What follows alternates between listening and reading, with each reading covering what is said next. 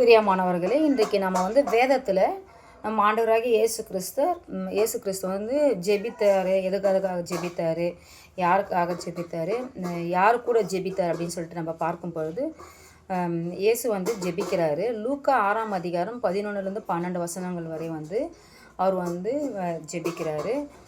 அவர் வந்து ஜெபத்தை வந்து கற்றுத்தராரு, மற்றவங்களுக்கு வந்து கற்றுக் கொடுக்குறாரு. ஜெபத்தை வந்து முக்கியத்துவப்படுத்துகிறாரு, ஜெபத்தை வந்து முன்னிலைப்படுத்துகிறாரு.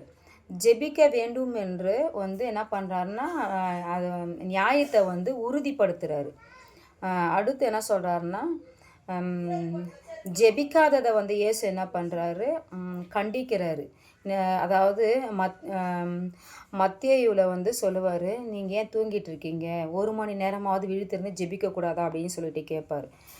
அதுக்கப்புறம் என்ன பண்ணுறாருன்னா, சீஷர்களோட இயேசு என்ன பண்ணுறாருன்னா கூடி ஜெபிக்கிறாரு. லூக்கா 9ஆம் அதிகாரம் 18வது வசனத்தில் அவர் ஜெபிப்பார். இன்று கூட அவர் என்ன பண்ணுறாருன்னா ஜெபித்து கொண்டே இருக்கிறார், நமக்காக வந்து அவர் ஜெபிக்கிறாரு. அப்போது சீஷர்கள் என்ன பண்ணாங்கன்னா ஜெபித்தார்கள். அவங்க வந்து ஜெபத்தை முக்கியத்துவப்படுத்துகிறாங்க. ஜெபத்தை செய்வதற்கு அவர் என்ன பண்ணுறாங்க, சீஷர்கள் வந்து உற்சாகப்படுத்துகிறாங்க. ஜெபத்தினாலேயே என்ன பண்ணுறாங்க, தன் ஜீவனை கூட இழந்தாலும் பரவாயில்ல அப்படின்னு தன்னை வந்து அர்ப்பணிக்கிறாங்க. சபையோரோடு என்ன பண்ணுறாங்களோ தங்களுக்காக சொல்கிறாங்க, ஜெபிங்க அப்படின்னு சொல்லி கொடுக்குறாங்க.